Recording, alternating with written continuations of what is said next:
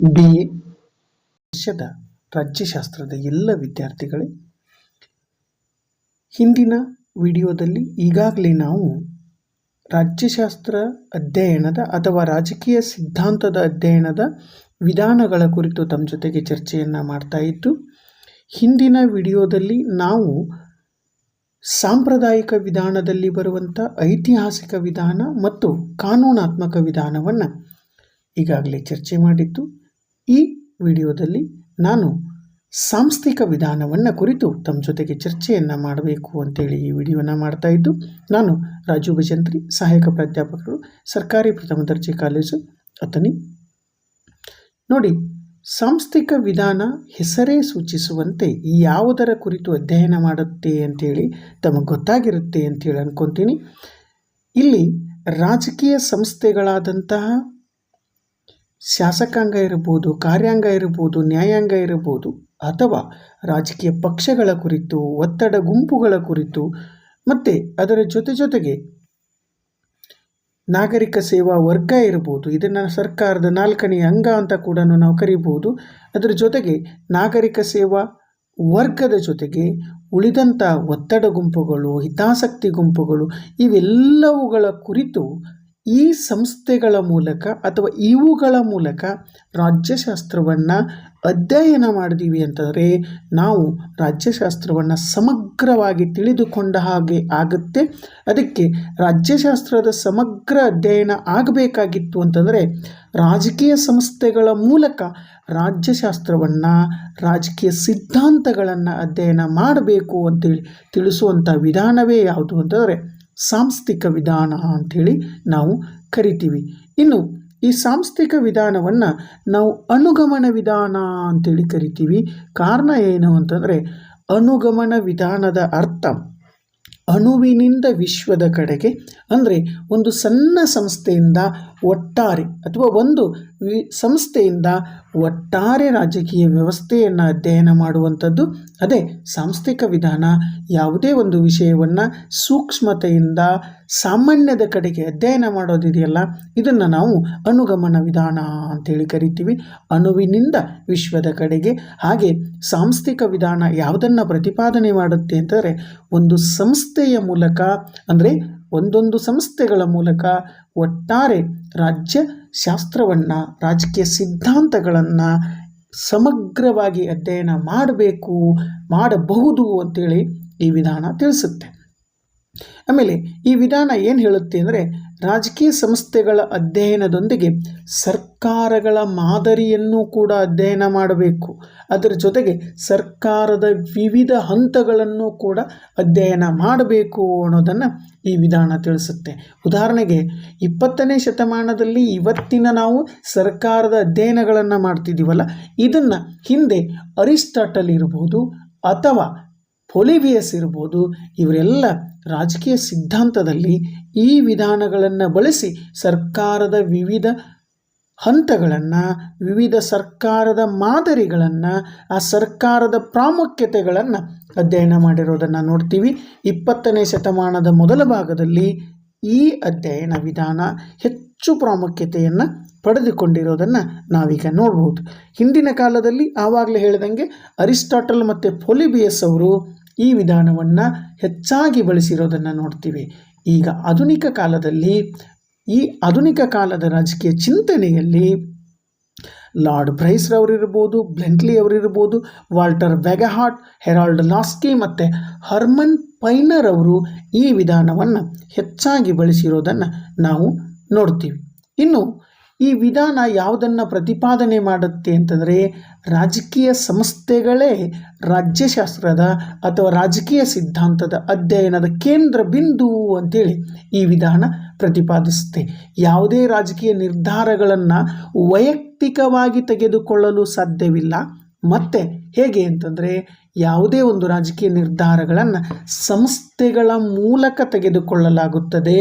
ಅದರಿಂದ ನಾವು ಈ ವಿಧಾನವನ್ನು ಅಥವಾ ಈ ವಿಧಾನ ಏನನ್ನು ಪ್ರತಿಪಾದನೆ ಮಾಡುತ್ತೆ ಅಂತಂದರೆ, ನೋಡಿ, ಯಾವುದೇ ಒಂದು ರಾಜಕೀಯ ವ್ಯವಸ್ಥೆ ಅಧ್ಯಯನ ಮಾಡಬೇಕಾಗಿತ್ತು ಅಂದರೆ ಅಲ್ಲಿರುವಂಥ ಸಂಸ್ಥೆಗಳ ಮೂಲಕ ಅಧ್ಯಯನ ಮಾಡಬೇಕು. ರಾಜಕೀಯ ಅಧ್ಯಯನಕ್ಕೆ ಅದರ ಔಪಚಾರಿಕ ಸಂಸ್ಥೆಗಳೇನಿದಾವಲ್ಲ, ಉದಾಹರಣೆ ಶಾಸಕಾಂಗ ಇರ್ಬೋದು, ಕಾರ್ಯಾಂಗ ಇರ್ಬೋದು, ನ್ಯಾಯಾಂಗ ಇರ್ಬೋದು, ಇವೆಲ್ಲ ಬಹುಮುಖ್ಯವಾಗ್ತವೆ. ಔಪಚಾರಿಕ ಸಂಸ್ಥೆಗಳು ಸಂವಿಧಾನಾತ್ಮಕವಾಗಿ ಸ್ಥಾಪಿಸಲ್ಪಟ್ಟಿದ್ದು ಕಾನೂನಿನ ಮಾನ್ಯತೆಯನ್ನು ಹೊಂದಿರ್ತವೆ. ಜೊತೆಗೆ ಕಾನೂನಿನ ಸ್ಥಾಪಿತವಾಗಿರುವಂಥ ಇದೇ ಸಂಸ್ಥೆಗಳು ಕಾನೂನನ್ನು ಅಥವಾ ಕಾನೂನನ್ನು ರಚನೆ ಮಾಡುವ ಅಧಿಕಾರವನ್ನು ಹೊಂದಿದ್ದಾವೆ. ಉದಾಹರಣೆಗೆ ಶಾಸಕಾಂಗ ಇರಬಹುದು, ಆ ಮಾಡಿದಂಥ ಕಾನೂನನ್ನು ಜಾರಿಗೆ ತರುವಂಥ ಅಧಿಕಾರವನ್ನು ಹೊಂದಿರುವಂಥ ಕಾರ್ಯಾಂಗ ಇರಬಹುದು. ಹೀಗೆ ಕಾನೂನು ಮಾನ್ಯತೆ ಹೊಂದಿರುವ, ಕಾನೂನಿನಿಂದ ಅಥವಾ ಸಂವಿಧಾನದಿಂದ ಸ್ಥಾಪಿಸಲ್ಪಟ್ಟಿರುವಂಥ ಈ ಸಂಸ್ಥೆಗಳ ಕಾರ್ಯವಿಧಾನಗಳನ್ನು ನಾವು ಅಧ್ಯಯನ ಮಾಡೋದರ ಮೂಲಕ ಒಟ್ಟಾರೆ ರಾಜಕೀಯ ವ್ಯವಸ್ಥೆಯ ಸಂಪೂರ್ಣ ಅಧ್ಯಯನ ಸಾಧ್ಯ ಅನ್ನೋದನ್ನು ಈ ವಿಧಾನ ಹೇಳುತ್ತೆ. ವಿವಿಧ ರಾಜಕೀಯ ಘಟನೆಗಳನ್ನು ನಾವು ಅಧ್ಯಯನ ಮಾಡಬೇಕಾಗಿತ್ತು ಅಂದರೆ, ವಿವಿಧ ರಾಜಕೀಯ ಘಟನೆಗಳನ್ನು ನಾವು ವಿಶ್ಲೇಷಣೆ ಮಾಡಬೇಕಾಗಿತ್ತು ಅಂದರೆ, ರಾಜಕೀಯ ಸಂಸ್ಥೆಗಳ ಕಾರ್ಯನಿರ್ವಹಣೆಯನ್ನು, ಕಾರ್ಯವಿಧಾನವನ್ನು ಅಧ್ಯಯನ ಮಾಡೋದರ ಮೂಲಕ ಆ ರಾಜಕೀಯ ಸಂಸ್ಥೆಗಳ ರಾಜಕೀಯ ವ್ಯವಸ್ಥೆಯ ಅಥವಾ ರಾಜಕೀಯ ಚಿತ್ರಣವನ್ನು ಪಡೀಲಿಕ್ಕೆ ಸಾಧ್ಯ ಅಂತೇಳಿ ಸಾಂಸ್ಥಿಕ ವಿಧಾನ ಹೇಳುತ್ತೆ. ಮುಂದುವರಿದು ಸಾಂಸ್ಥಿಕ ವಿಧಾನ ಯಾವುದನ್ನು ಪ್ರತಿಪಾದನೆ ಮಾಡುತ್ತೆ ಅಂತಂದರೆ, ವಿವಿಧ ರಾಜಕೀಯ ಘಟನೆಗಳನ್ನು ವಿಶ್ಲೇಷಿಸಲಿಕ್ಕೆ ಸಂಸ್ಥೆಗಳಿರ್ತವೆ. ಆ ಸಂಸ್ಥೆಗಳು ನಿಯಮಬದ್ಧವಾಗಿ ಕಾರ್ಯವನ್ನು ನಿರ್ವಹಿಸ್ತವೆ. ಕಾರಣ ಅವು ಕಾನೂನಿನಿಂದ ಸ್ಥಾಪಿಸಲ್ಪಟ್ಟಿರ್ತವೆ. ಅದರಿಂದ ಅಂತಹ ಸಂಸ್ಥೆಗಳ ನಡವಳಿಕೆಗಳು ಅಂದರೆ ಆ ಸಂಸ್ಥೆಗಳು ನಿರ್ವಹಿಸುವ ಕಾರ್ಯಗಳನ್ನು ತಿಳಿದುಕೊಳ್ಳೋದು ಬಹಳ ಮುಖ್ಯ ಆಗುತ್ತೆ. ಆ ಸಂಸ್ಥೆಗಳ ನಡವಳಿಕೆಯನ್ನು, ಕಾರ್ಯಗಳನ್ನು ತಿಳಿದುಕೊಳ್ಳೋದ್ರ ಮೂಲಕ ಆ ಸಂಸ್ಥೆಗಳು ರಾಜ್ಯದಲ್ಲಿ ಸ್ಥಿರತೆಯನ್ನು ತೆಗೆದುಕೊಂಡು ಬರಲು ಅಥವಾ ಸ್ಥಿರತೆಯನ್ನು ಸ್ಥಾಪಿಸಲು ಏನೇನು ಕಾರ್ಯಗಳನ್ನು ಮಾಡ್ತಾವಲ್ಲ ಅವುಗಳನ್ನು ಅಧ್ಯಯನ ಮಾಡಬೇಕು ಅಂತೇಳಿ ಸಾಂಸ್ಥಿಕ ವಿಧಾನ ಹೇಳುತ್ತೆ. ನಾವು ಉದಾಹರಣೆಯಾಗಿ ತೆಗೆದುಕೊಂಡ್ವಿ ಅಂತಾರೆ, ನ್ಯಾಯಾಂಗ ಕಾನೂನು ಸುವ್ಯವಸ್ಥೆಯಿಂದ ಅಥವಾ ಕಾನೂನು ಸುವ್ಯವಸ್ಥೆಯನ್ನು ಕಾಯೋದು, ಕಾನೂನು ಸುವ್ಯವಸ್ಥೆಗೆ ಆಗಿರುವ ಅಡ್ಡಿಯನ್ನು ಅಥವಾ ಕಾನೂನು ಸುವ್ಯವಸ್ಥೆಗೆ ಯಾರಾದರೂ ಅಡ್ಡಿಪಡಿಸಿದರೆ ಅವರಿಗೆ ಶಿಕ್ಷೆಯನ್ನು ಕೊಡೋದ್ರ ಜೊತೆಗೆ ಸಮಾಜದಲ್ಲಿ, ರಾಜ್ಯದಲ್ಲಿ ಶಾಂತಿ ಸುವ್ಯವಸ್ಥೆಯನ್ನು, ಸ್ಥಿರತೆಯನ್ನು ಕಾಪಾಡುವ ಕಾರ್ಯವನ್ನು ಮಾಡುತ್ತೆ. ಇನ್ನು ಮುಂದುವರೆದು ಹೇಳಬೇಕಂದ್ರೆ, ಸಂಸ್ಥೆಗಳು ಹಲವಾರು ಉದ್ದೇಶಗಳನ್ನು ಪೂರೈಸಲಿಕ್ಕೆ ರಾಜ್ಯದಲ್ಲಿ ಸ್ಥಾಪಿಸಲ್ಪಟ್ಟಿದ್ದಾವೆ. ಉದಾಹರಣೆಗೆ ರಾಜ್ಯದಲ್ಲಿ ಉದ್ಭವಿಸುವಂಥ ಸಂಘರ್ಷಗಳನ್ನು ಪರಿಹರಿಸೋದು, ಕಾನೂನುಗಳನ್ನು ರೂಪಿಸುವುದು, ನಿಯಮಗಳನ್ನು ರೂಪಿಸುವುದು, ಕಾನೂನುಗಳ ಕಾರ್ಯವಿಧಾನಗಳನ್ನು ಜಾರಿಗೆ ತರೋದು, ಹೀಗೆ ಪ್ರತಿಯೊಂದು ಅಂಗವೂ ಕೂಡ ತನ್ನದೇ ಆದಂಥ ಪ್ರಮುಖವಾಗಿರುವಂಥ ಕಾರ್ಯವನ್ನು ನಿರ್ವಹಿಸಲಿಕ್ಕೆ ರಾಜ್ಯದಲ್ಲಿ ಸ್ಥಾಪಿಸಲ್ಪಟ್ಟಿರುವ ಸಂಸ್ಥೆಗಳ ಮೂಲಕ ಕಾರ್ಯವನ್ನು ನಿರ್ವಹಿಸುತ್ತೆ. ಅದರಿಂದ ನಾವು ರಾಜಕೀಯ ಸಿದ್ಧಾಂತದಲ್ಲಿ ಅಥವಾ ರಾಜ್ಯಶಾಸ್ತ್ರದ ಅಧ್ಯಯನದಲ್ಲಿ ಈ ಸಂಸ್ಥೆಗಳನ್ನು ಸಮಗ್ರವಾಗಿ ಅಧ್ಯಯನ ಮಾಡೋದ್ರ ಮೂಲಕ ಯಾವುದೇ ಒಂದು ಸಮಾಜದ, ಒಂದು ರಾಜ್ಯದ ಒಟ್ಟಾರೆ ಚಿತ್ರಣವನ್ನು, ರಾಜಕೀಯ ಸಿದ್ಧಾಂತದ ಒಟ್ಟಾರೆ ಚಿತ್ರಣವನ್ನು ನಾವು ಹೇಗೆ ಅಳಿಬೋದು ಅನ್ನೋದನ್ನು ಈ ವಿಧಾನ ಹೇಳುತ್ತೆ. ಅದು ಯಾವ ವಿಧಾನದಿಂದ ಅಂತಂದರೆ, ನಾವು ರಾಜಕೀಯ ಸಂಸ್ಥೆಗಳನ್ನು ಅಧ್ಯಯನ ಮಾಡೋದ್ರ ಮೂಲಕ, ರಾಜಕೀಯ ಸಂಸ್ಥೆಗಳ ಸಮಗ್ರ ಚಿತ್ರಣ ತಿಳಿದುಕೊಳ್ಳೋದ್ರ ಮೂಲಕ ನಾವು ರಾಜ್ಯಶಾಸ್ತ್ರವನ್ನು, ರಾಜಕೀಯ ಸಿದ್ಧಾಂತಗಳನ್ನು ತಿಳಿದುಕೊಳ್ಳಬಹುದು ಅಂತೇಳಿ ಈ ವಿಧಾನ ಹೇಳುತ್ತೆ. ಈ ವಿಧಾನ ಯಾವುದೇ ಒಂದು ಸಮಾಜದ ಬದಲಾವಣೆಗೆ ಸಂಸ್ಥೆಗಳ ಕಾರಣ ಆಗ್ತವೆ ಅಥವಾ ಆ ಸಮಾಜದ ಬದಲಾವಣೆಗೆ ಅಡೆತಡೆಗಳಾಗಿ ಯಾವುದಾದರೂ ಇದ್ದರೆ ಅದು ಆ ಅಡೆತಡೆಗಳನ್ನು ಎದುರಿಸಲಿಕ್ಕೆ, ಸಮಸ್ಯೆಗಳು ಪರಿಹರಿಸಲಿಕ್ಕೆ ಆ ಸಂಸ್ಥೆಗಳು ಹೇಗೆ ಕಾರ್ಯನಿರ್ವಹಿಸ್ತವೆ ಅನ್ನೋದನ್ನು ವಿವರಿಸೋದೇ ಯಾವುದು ಅಂತಾರೆ ಸಾಂಸ್ಥಿಕ ವಿಧಾನ. ಉದಾಹರಣೆಗೆ ನಾವು ಸಂಸದೀಯ ವ್ಯವಸ್ಥೆ ಬ್ರಿಟನ್ ದೇಶದಲ್ಲಿ ಪ್ರಾರಂಭ ಆದರೂ ಕೂಡ ಇತರೆ ವಸಾಹತು ದೇಶಗಳು ಅಂದರೆ ಬ್ರಿಟನ್ ಯಾವ್ಯಾವ ದೇಶಗಳನ್ನು ಆಳಿತ್ತಲ್ಲ ಅಲ್ಲೆಲ್ಲವೂ ಕೂಡ ಪಸರಿಸಿರೋದನ್ನು ನೋಡ್ತೀವಿ. ಆದರೆ ಅದೇ ವ್ಯವಸ್ಥೆ ಬ್ರಿಟನ್ನಲ್ಲಿ ಯಾವ ಮಟ್ಟಿಗೆ ಯಶಸ್ವಿಗೊಂಡಿದೆಯಲ್ಲ ಅಷ್ಟು ಏಷ್ಯಾ ಖಂಡದ ಅಥವಾ ಆಫ್ರಿಕಾ ಖಂಡದ ರಾಷ್ಟ್ರಗಳಲ್ಲಿ ಪ್ರಸಾರಗೊಂಡರೂ ಅದು ಪರಿಣಾಮಕಾರಿಯಾಗಿ ಅಥವಾ ಸಫಲ ಆಗಲಿಲ್ಲ ಅಥವಾ ಆಗಿಲ್ಲ. ಅದಕ್ಕೆ ಕಾರಣಗಳನ್ನು ಕೂಡ ತಿಳಿದುಕೊಳ್ಳುವ ಪ್ರಯತ್ನವನ್ನು ಯಾವುದು ಮಾಡುತ್ತೆ ಅಂದರೆ ಸಾಂಸ್ಥಿಕ ವಿಧಾನ ಮಾಡುತ್ತೆ. ಅಂದರೆ ಸಾಂಸ್ಥಿಕ ವಿಧಾನದ ಅಧ್ಯಯನದಲ್ಲಿ ಆ ದೇಶದ ಆ ಸಮಾಜದ ಅಥವಾ ಅಲ್ಲಿರುವಂಥ ಸಂಸ್ಥೆಗಳ ಅಧ್ಯಯನದ ಜೊತೆಗೆ ಅವುಗಳ ಕಾರ್ಯನಿರ್ವಹಣೆ, ಅವುಗಳ ಸಫಲತೆ ಅಥವಾ ವಿಫಲತೆ ಈ ಎಲ್ಲದರ ಕುರಿತು ಅಧ್ಯಯನ ಮಾಡೋದ್ರ ಮೂಲಕ ರಾಜಕೀಯ ವ್ಯವಸ್ಥೆಯ ರಾಜಕೀಯ ಸಿದ್ಧಾಂತಗಳ ಬಗ್ಗೆ ಅಧ್ಯಯನ ಮಾಡಬಹುದು ಅಂತೇಳಿ ಈ ವಿಧಾನ ಹೇಳುತ್ತೆ. ರಾಜಕೀಯ ಸಂಸ್ಥೆಗಳು ವ್ಯಕ್ತಿಯ ನಡವಳಿಕೆಯನ್ನು ಹೇಗೆ ನಿಯಂತ್ರಣ ಮಾಡ್ತವೆ, ಆ ಸಂಸ್ಥೆಗಳ ಮೂಲ ಯಾವುದು, ಆ ಸಂಸ್ಥೆಗಳು ಹೇಗೆ ವಿಕಾಸಗೊಂಡವು, ಹೇಗೆ ಕಾರ್ಯವನ್ನು ನಿರ್ವಹಿಸ್ತಿದ್ದಾವೆ, ಈ ಎಲ್ಲವುಗಳ ಕುರಿತು ಅಧ್ಯಯನ ಮಾಡೋದ್ರ ಜೊತೆಗೆ ಸಾಂಸ್ಥಿಕ ವಿಧಾನ ನೀತಿ ನಿಯಮಗಳ ನಿರೂಪಣೆ, ರಾಜಕೀಯದಲ್ಲಿ ಸ್ಥಿರತೆಯನ್ನು ತರಲಿಕ್ಕೆ ಸಂಸ್ಥೆಗಳು ಹೇಗೆ ಕಾರ್ಯನಿರ್ವಹಣೆ ಮಾಡ್ತಿದ್ದಾವೆ, ಆ ಕಾರ್ಯನಿರ್ವಹಣೆ ಅಥವಾ ಆ ಕಾರ್ಯಕ್ಷಮತೆಯ ಮೇಲೆ ಸಂಸ್ಥೆಗಳು ಹೇಗೆ ಪ್ರಭಾವವನ್ನು ಬೀರ್ತಿದ್ದಾವೆ, ಈ ಎಲ್ಲದರ ಕುರಿತು ಒಟ್ಟಾರೆ ಒಂದು ದೇಶದ ಒಂದು ಸಮಾಜದ ಒಳಗಡೆ ಇರುವಂಥ ವಿವಿಧ ರಾಜಕೀಯ ಸಂಸ್ಥೆಗಳ ಅಧ್ಯಯನದ ಮೂಲಕ ನಾವು ರಾಜಕೀಯ ಸಿದ್ಧಾಂತಗಳ ಬಗ್ಗೆ ಅಧ್ಯಯನ ಮಾಡಬಹುದು, ರಾಜ್ಯಶಾಸ್ತ್ರದ ಕುರಿತು ಅಧ್ಯಯನ ಮಾಡಬಹುದು ಅಂತ ತಿಳಿಸುವಂಥ ವಿಧಾನವೇ ಯಾವುದು ಅಂತಂದರೆ ನಮಗೆ ಸಾಂಸ್ಥಿಕ ವಿಧಾನ ಅಂತೇಳಿ ಕರಿತೀವಿ. ಇನ್ನು ಸಾಂಸ್ಥಿಕ ವಿಧಾನದ ಲಕ್ಷಣಗಳನ್ನು ನೋಡಿದ್ವಿ ಅಂದರೆ ಒಂದನೇದು ಕಾನೂನುಬದ್ಧತೆ ಅಂತ ಕರಿತೀವಿ. ಸಾಂಸ್ಥಿಕ ವಿಧಾನ ಸಂಸ್ಥೆಗಳ ಸ್ಥಾಪನೆ, ಕಾರ್ಯನಿರ್ವಹಣೆ ಮತ್ತು ಪರಿಣಾಮಕತ್ವದ ಅಂದರೆ ಯಾವ ಥರ ಅವು ಕಾರ್ಯವನ್ನು ನಿರ್ವಹಿಸ್ತಿದ್ದಾವೆ ಅನ್ನೋದರ ಕುರಿತು ಅಧ್ಯಯನ ಮಾಡುತ್ತೆ. ಈ ಸಂಸ್ಥೆಗಳು ಕಾನೂನುಬದ್ಧವಾಗಿ ಪ್ರತಿಯೊಂದು ಅಂಗವೂ ಕೂಡ ಹೇಗೆ ತನ್ನ ಕಾರ್ಯವನ್ನು ನಿರ್ವಹಿಸುವುದರ ಮೂಲಕ ಸಮಾಜಕ್ಕೆ ಉತ್ತರದಾಯಿಯಾಗಿರುತ್ತೆ, ರಾಜ್ಯಕ್ಕೆ ಉತ್ತರದಾಯಿಯಾಗಿರುತ್ತೆ, ರಾಜ್ಯದ ಕಾರ್ಯಗಳನ್ನು ಹೇಗೆ ಈ ಪ್ರತಿಯೊಂದು ಸಂಸ್ಥೆಗಳು ನಿರ್ವಹಿಸ್ತವೆ ಅನ್ನೋದನ್ನು ನಾವು ಸಾಂಸ್ಥಿಕ ವಿಧಾನದಲ್ಲಿ ಕಂಡುಕೊತೀವಿ. ಎರಡನೇದು ರಚನಾತ್ಮಕತೆ ಅಂತ ಕರಿತೀವಿ. ಸಾಂಸ್ಥಿಕ ವಿಧಾನದ ಎರಡನೇ ಲಕ್ಷಣ ಯಾವುದು ಅಂದರೆ ಸಂಸ್ಥೆಗಳ ರಚನೆಯನ್ನು ಅಧ್ಯಯನ ಮಾಡೋದ್ರ ಮೂಲಕ, ಸಂಸ್ಥೆಗಳ ರಚನೆಯನ್ನು ತಿಳಿದುಕೊಳ್ಳೋದ್ರ ಮೂಲಕ ಪ್ರತಿಯೊಂದು ಸಂಸ್ಥೆಯು ತನ್ನ ನಿರ್ದಿಷ್ಟ ಅಂಗದ ಮೂಲಕ ನಿರ್ದಿಷ್ಟವಾಗಿರುವಂಥ ಕಾರ್ಯಗಳನ್ನು ಹೇಗೆ ಪರಿಣಾಮಕಾರಿಯಾಗಿ ಮಾಡುತ್ತೆ ಅನ್ನೋದನ್ನು ನಾವು ಸಾಂಸ್ಥಿಕ ವಿಧಾನದಲ್ಲಿ ತಿಳ್ಕೊತೀವಿ. ಇನ್ನು ಮೂರನೇದು ಯಾವುದು ಅಂದರೆ ಐತಿಹಾಸಿಕತೆ ಅಂತ ಕರಿತೀವಿ.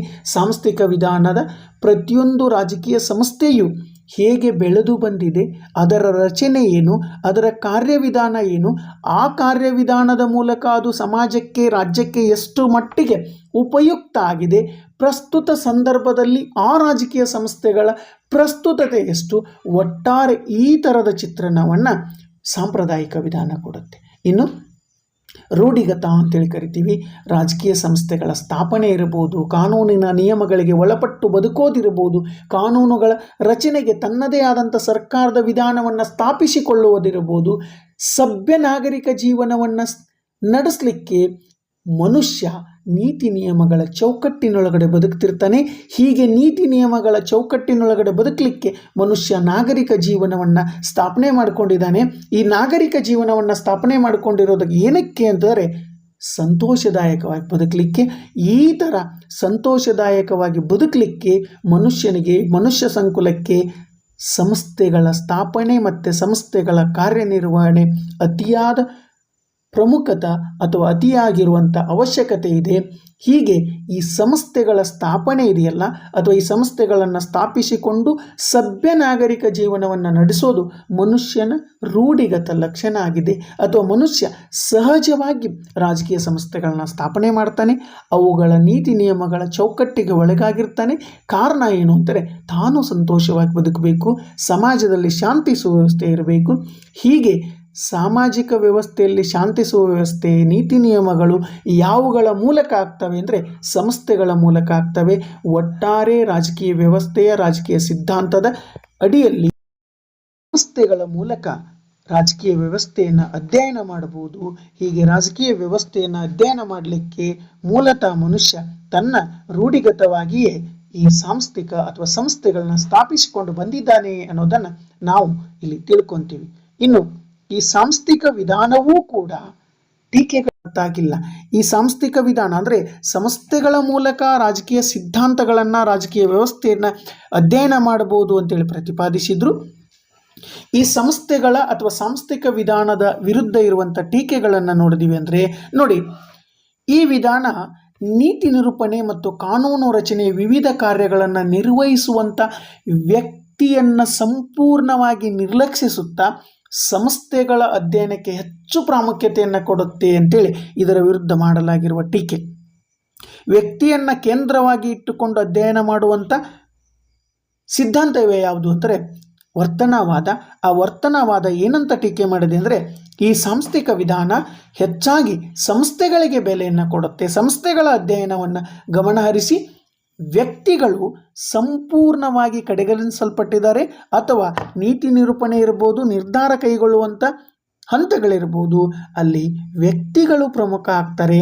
ಅಂತಹ ವ್ಯಕ್ತಿಗಳನ್ನು ಸಂಪೂರ್ಣವಾಗಿ ಈ ವಿಧಾನ ನಿರ್ಲಕ್ಷ್ಯ ಮಾಡಿದೆ ಅಂತೇಳಿ ಇದರ ಬಗ್ಗೆ ಅಥವಾ ಈ ವಿಧಾನದ ಕುರಿತು ಇರುವಂಥ ಟೀಕೆ. ಇನ್ನು ಎರಡನೇದಾಗಿ ಈ ವಿಧಾನ ಅಭಿವೃದ್ಧಿ ಹೊಂದಿದ ಪ್ರದೇಶದಲ್ಲಿರುವಂಥ ಅಥವಾ ಅಭಿವೃದ್ಧಿ ಹೊಂದಿದ ದೇಶದ ಸಂಸ್ಥೆಗಳಿಗೆ ಹೆಚ್ಚು ಪ್ರಾಮುಖ್ಯತೆಯನ್ನು ಕೊಡುತ್ತೆ. ಉದಾಹರಣೆಗೆ ಪಶ್ಚಿಮ ಯುರೋಪ್ ಇರಬಹುದು, ಉತ್ತರ ಅಮೆರಿಕಾದಲ್ಲಿನ ಸಂಸ್ಥೆಗಳಿಗೆ ಈ ವಿಧಾನದ ಸಂಶೋಧಕರು ಹೆಚ್ಚು ಪ್ರಾಮುಖ್ಯತೆಯನ್ನು ಕೊಡ್ತಾರೆ. ಅಭಿವೃದ್ಧಿಶೀಲ ರಾಷ್ಟ್ರಗಳ ಸಂಸ್ಥೆಗಳನ್ನು ನಿರ್ಲಕ್ಷ್ಯ ಮಾಡಿರೋದನ್ನು ನೋಡ್ತೀವಿ. ಉದಾಹರಣೆಗೆ ಈ ವಿಧಾನದ ಮೂಲಕ ಹೆಚ್ಚಾಗಿ ಬ್ರಿಟನ್ ಮತ್ತು ಅಮೇರಿಕಾದಲ್ಲಿರುವಂಥ ಅಲ್ಲಿನ ಸಂಸ್ಥೆಗಳ ರಚನೆಯ ಬಗ್ಗೆ ಹೆಚ್ಚು ಗಮನ ಹರಿಸಿರೋದನ್ನು ನಾವು ನೋಡ್ತೀವಿ. ಇನ್ನು ಮೂರನೇದಾಗಿ ಈ ವಿಧಾನ ಊಹಾತ್ಮಕ ಅಂದರೆ ಊಹೆಯ ಮೇಲೆ, ಕಲ್ಪನೆಯ ಮೇಲೆ ಮತ್ತು ಪ್ರಮಾಣಕ ಅಂದರೆ ಸಂಖ್ಯೆಗಳ ಆಧಾರಿತವಾಗಿ ಅಧ್ಯಯನ ಮಾಡುತ್ತೆ ವಿನಃ ಇದು ವಾಸ್ತವ ಮತ್ತು ವಸ್ತುನಿಷ್ಠವಾಗಿಲ್ಲ ಅಂಥೇಳಿ ಈ ವಿಧಾನದ ಅಥವಾ ಈ ಸಾಂಸ್ಥಿಕ ವಿಧಾನದ ಕುರಿತು ಮಾಡಲಾಗಿರುವಂಥ ಮೂರನೇ ಟೀಕೆಯನ್ನು ನೋಡ್ತೀವಿ. ನಾಲ್ಕನೇದಾಗಿ ಸಾಂಸ್ಥಿಕ ವಿಧಾನಕ್ಕೆ ವ್ಯವಸ್ಥಿತವಾಗಿ ಹೋಲಿಕೆ ಮಾಡುವಂಥದ್ದು ಕೊರತೆ ಇದೆ. ಅಂದರೆ ವ್ಯವಸ್ಥಿತ ಹೋಲಿಕೆ ಕೊರತೆ ಸಾಂಸ್ಥಿಕ ವಿಧಾನದ ಮತ್ತೊಂದು ಕೊರತೆ ಅಂತ ಕರಿತೀವಿ. ಉದಾಹರಣೆಗೆ ಯಾವುದೇ ಒಂದು ಸಂಸ್ಥೆಯನ್ನು ಅದೇ ಥರದ ಮತ್ತೊಂದು ಸಂಸ್ಥೆಯ ಜೊತೆಗೆ ಹೋಲಿಕೆ ಮಾಡಲಿಕ್ಕೆ ಆಗೋದಿಲ್ಲ. ಕಾರಣ ಅಲ್ಲಿರುವ ಪರಿಸರವೇ ಬೇರೆ, ಇಲ್ಲಿರುವ ಪರಿಸರವೇ ಬೇರೆ. ಉದಾಹರಣೆಗೆ ಬ್ರಿಟನ್ನಿನ ಶಾಸಕಾಂಗದ ಜೊತೆಗೆ ಭಾರತದ ಶಾಸಕಾಂಗವನ್ನು ಅಥವಾ ಅಮೇರಿಕಾದ ಶಾಸಕಾಂಗವನ್ನು ಹೋಲಿಕೆ ಮಾಡಿ ನಾವು ನಿರ್ಧಾರಕ್ಕೆ ಬರಲಿಕ್ಕೆ ಆಗೋದಿಲ್ಲ. ಕಾರಣ ಏನು ಅಂತಂದರೆ ಬ್ರಿಟನ್ನಲ್ಲಿರುವಂಥ ಪರಿಸರವೇ ಬೇರೆ, ಅಲ್ಲಿರುವ ಜನತೆಯೇ ಬೇರೆ, ಇಲ್ಲಿರುವಂಥ ಜನತೆಯೇ ಬೇರೆ, ಅಲ್ಲಿರುವ ಸಂಸ್ಕೃತಿ, ಆಚಾರ, ರೂಢಿ, ಪದ್ಧತಿ, ಒಟ್ಟಾರೆ ಅವರ ವ್ಯವಸ್ಥೆಗೂ ನಮ್ಮ ವ್ಯವಸ್ಥೆಗೂ ವ್ಯತ್ಯಾಸ ಇರೋದರಿಂದ ಇಲ್ಲಿ ವ್ಯವಸ್ಥಿತ ಹೋಲಿಕೆಯ ಕೊರತೆಯೂ ಕೂಡ ಸಾಂಸ್ಥಿಕ ವಿಧಾನದ ಒಂದು ಟೀಕೆಯಾಗಿದೆ ಅಂತೇಳಿ ಹೇಳ್ಬೋದು. ಇಷ್ಟೆಲ್ಲ ಇದ್ದರೂ ಕೂಡ ಸಾಂಸ್ಥಿಕ ದೃಷ್ಟಿಕೋನ ರಾಜಕೀಯದ ಬೆಳವಣಿಗೆಯನ್ನು ಕುರಿತು ಅಧ್ಯಯನ ಮಾಡುವಂಥ ಪ್ರಮುಖ ವಿಧಾನ ಅನ್ನೋದನ್ನು ನಾವು ತಲೆಯಲ್ಲಿಟ್ಕೋಬೇಕು. ಈ ವಿಧಾನ ಯಾವುದೇ ಸಂಸ್ಥೆಯ ಕಾರ್ಯನಿರ್ವಹಣೆಯ ಬಗ್ಗೆ ಅಮೂಲ್ಯವಾದಂಥ ಮಾಹಿತಿಯನ್ನು ಕೊಡುತ್ತೆ. ಆ ಮೂಲಕ ರಾಜಕೀಯ ಸಂಸ್ಥೆಗಳ ಪ್ರಾಮುಖ್ಯತೆಯನ್ನು ಈ ವಿಧಾನ ಎತ್ತಿ ಹಿಡಿಯುತ್ತೆ ಅಂತ ಹೇಳಬಹುದು. ವಿದ್ಯಾರ್ಥಿಗಳೇ, ಇದುವರೆಗೂ ನಾವು ವ್ಯವಸ್ಥಾ ವಿಧಾನದ ಕುರಿತು ಮಾಹಿತಿಯನ್ನು ನೋಡಿದ್ದೀವಿ. ಮುಂದಿನ ವಿಡಿಯೋದಲ್ಲಿ ಆಧುನಿಕ ವಿಧಾನಗಳು, ಮಾಡರ್ನ್ ಅಪ್ರೋಚಸ್ಸಲ್ಲಿ ಬರುವಂಥ ಬಿಹೇವಿಯರಲಿಸಮ್ ಕುರಿತು ತಮ್ಮ ಜೊತೆಗೆ ಮಾಹಿತಿಯನ್ನು ಹಂಚ್ಕೊತೀನಿ ಅಂತ ಹೇಳುತ್ತಾ ವಂದನೆಗಳು.